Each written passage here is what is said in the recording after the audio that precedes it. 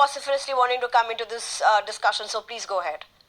See, maybe I am the only one talking the men's perspective, because last 20 years we have been helping male victims of domestic violence in India, okay? And we have done enough research in this field. One minute. Anil Murthy, I definitely am glad that we have a male panelist, but let me just put this out very forthrightly. We reached out to many, but they had different compulsions because of which they could not join. And may I also say, you're not the only one speaking from a male perspective. There are others as well who are part of this panelist. You had Rishika Dhawan as well who say that. And also, may I say this, women and men may have very different perspectives, but it's not necessarily pro the gender that they are, that they represent. But please go ahead, Anil Murthy. We are not the ones who made it men versus woman. This gender war is not started by us, but we will finish it. Honestly speaking, the way it is being, there are so many lies that are being peddled. Let's talk science. I have a scientific background. I'll talk science. Okay? See, in all these foreign countries, 100 countries, domestic violence law is gender neutral. Okay? In India, we have a very simple demand, and I'll talk the data and statistics. Okay? So in India, then estimated 3.5 crore men have faced domestic violence at one point or other in their life. I'm not saying every day or every year, at one point or other. Okay, and by the way, for women, this number is much higher. Let me accept that also, maybe 4 times higher. Okay, but men, if 3.5 crore men have faced domestic violence, maybe it is just a one slap, maybe just a slap, maybe just a push. I'm not saying it is something serious like the case we are discussing. Okay, but let's be fair. Okay, and also there is one more fact we have to take into account. As per international studies, it is not just our country and all, multi-country studies have happened for decades. The most prevalent form of domestic violence is not man on women or woman on man.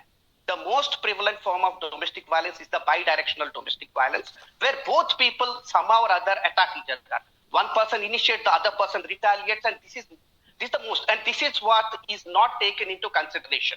And as activists, whether it's women's activist or men's activist, our job should be to stop the escalation from going up and up and up.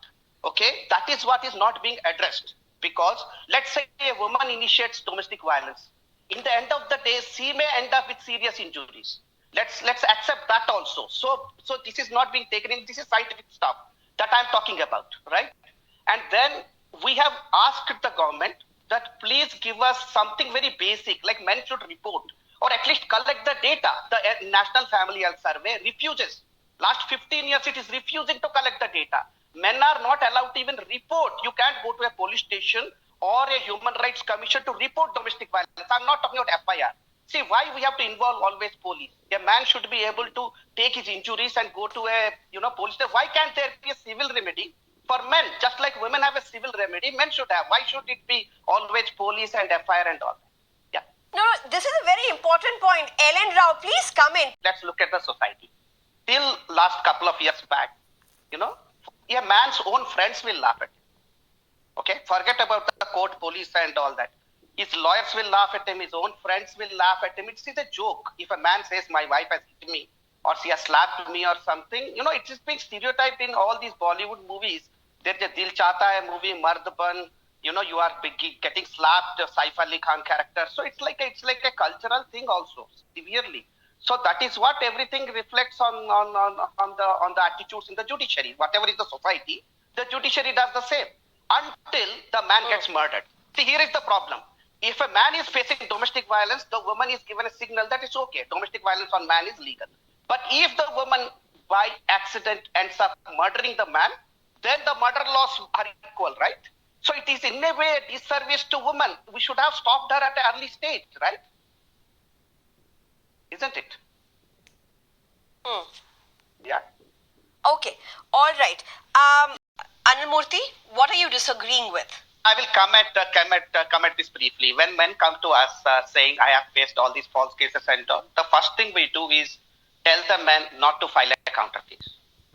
Okay? As for us, filing a counter case is going to be much more harassment. You file one counter case, you will file 5 more counter cases on you. So except some rare perjury, that too towards the end, we do not suggest men. We are a men's organization. We suggest men not to do that because the system it's not the woman. We tell the man, your wife is not your enemy. Your spouse is not your enemy. Remember, once the matter went to the courts, the system is your enemy. You forgive her, but you. And another thing, I'll also tell that how it disempowers women. I'll give you a brief example. See, many men, once they face domestic violence, they face false cases or extortion. What they do nowadays, I'll tell you, since a long time, that they deny the woman divorce. So a woman is 30 years old, 32 years old, and they are denying divorce for 8 years.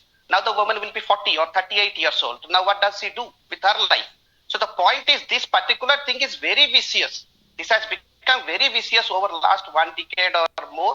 And we have to be very, very careful. It sounds very black and white. It is not so. Sometime initially the woman may have advantage. At a later stage, the man may get advantage. Then what do you do? So the system is Abha not Singh? perfect. We know. Abha Singh? Yeah.